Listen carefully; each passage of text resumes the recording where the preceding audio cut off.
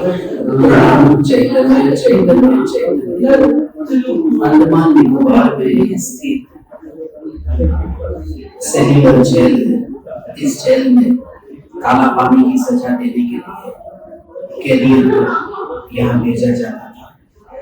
इस जेल में कैदियों को बहुत ही कष्ट दुख पहुंचाया जाता था।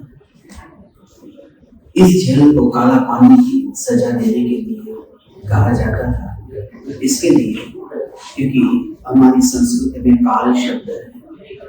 काल कहते हैं मृत्यु, कहते हैं उसका काल आ गया। काल शब्द से ही एक काला शब्द बना। कैदी को तब तक इस पानी में रखा जाए, इस द्वीप में रखा जाए जब तक उसकी मृत्यु नहीं हो जाए, इसलिए इसे काला पानी की सजा कहते हैं।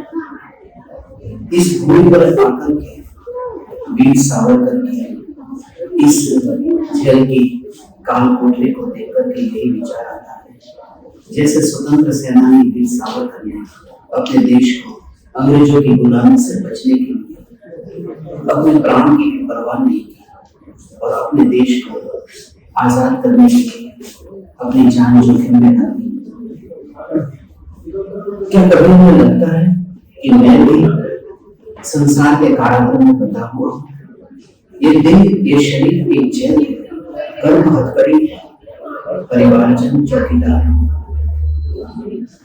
क्या कभी लगता है कि इस देह की जेल से मुझे मुक्त होना है?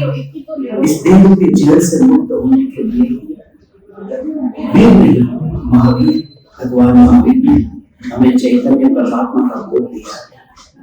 इस जेल की काल कोठरी को देखकर यही विचार आता है कि ये जेल है जहां पर कैदी देश के लिए अपने को इस काल कोठरी में आने से भी डरते नहीं है और यहाँ पर आजीवन कारावास को भोगते हैं। वही दूसरी ओर भावनी मुनिराज ऐसे ही एकांत की गुफा में अपने चैतन्य स्वरूप में निवास करते हैं। इस जेल में बाहर से कोई आवाज नहीं आती, प्रकाश भी बड़ी मुश्किल से आता है।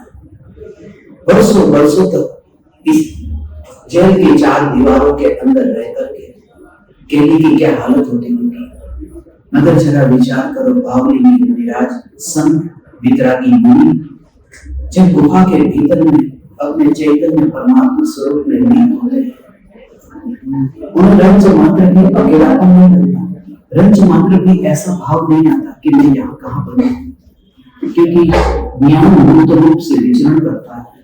ज्ञान में जानना जानना जानना, ये जो निरंतर धारा चलती है, इस जानने की धारा में बंधन कहाँ है? यदि जानने की धारा में बंधन होता तो इस समय ज्ञान की जो पर्याय जानने रूप परिणमित होती है, अगले समय नए पदार्थ को जानती है, फिर तीसरे समय और नए पदार्थ को जानती है। वो इस बात को बताती है कि ज्ञान का जो जानना जानना जानना ये प्रवाह है, ये बंधा हुआ नहीं है। इसे नदी के पानी के प्रवाह को कारावास में जेल में बांधा नहीं जा सकता, ऐसे ही एक ज्ञान की जानन धारा को बांधा नहीं जा सकता। इसलिए ज्ञानी भी भले ही इस देह की जेल में बंद है, मगर उन्हें बंधन नहीं दिखता है। वे तो प्रति समय मुक्ति की ओर यात्रा करते हैं। वे अपने चैतन्य स्वरूप में, अपने चैतन्य आनंद धाम में वे विराजमान है। इस वजह से उन्हें संयोग संयोगी भाव किसी भी प्रकार से प्रभावित नहीं करते। इस जेल में तो हम थोड़े हिल सकते हैं, डोल सकते हैं, चल सकते हैं। इस जेल में थोड़ा तो उलझन तो होता है।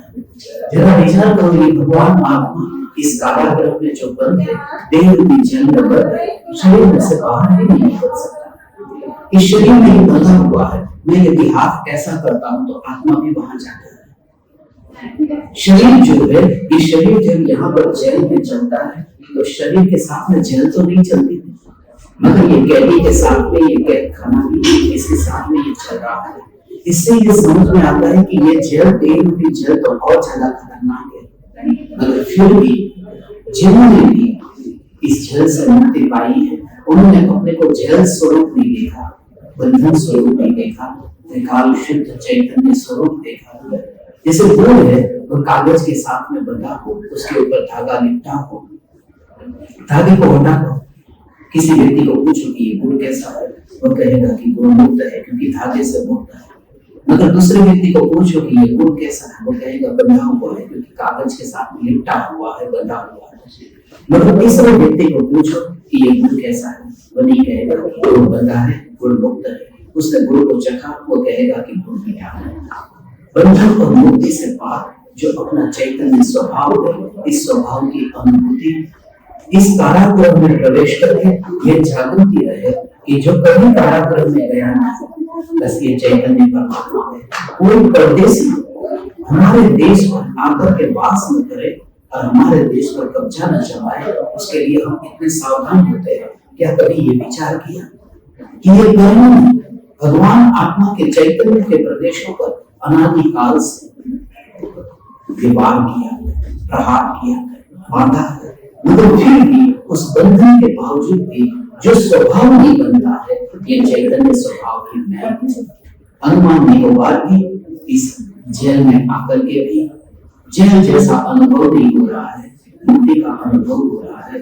अब भावना पाते हैं हम इस जेल से भी मुक्त हो, संसार की जेल से मुक्त हो, समस्त कर्मों के बंधन से मुक्त हो, हथकड़ियों से मुक्त हो, बस अनंत काल के लिए लोकालोक शिखर पर सिद्ध परमात्मा जैसे विराजमान है। एक ही जगह पर है, फिर भी वहां बंधन नहीं है क्योंकि कर्मों के बंधन से मुक्त हो गए। लोकालोक शिखर पर एक जगह विराजमान है मगर कर्मों के बंधन से मुक्त है, और हम भी लोक में सब जगह घूम रहे हैं मगर कर्मों से बंधे हुए हैं। इसलिए कैसा आश्चर्य है, जो तीन लोक में घूम सकता है वह तो बंधन में है, और अनंत काल के लिए जो एक जगह पर रह गया है वह मुक्त है। क्यों? क्योंकि कर्मों के बंधन से मुक्त हो गए हम सभी, आप सभी इन कर्मों के बंधन से मुक्त हो। ऐसी महावीर भगवान से, वीर प्रभु से, महावीर प्रभु से, अतिवीर प्रभु से हम प्रार्थना करते हैं।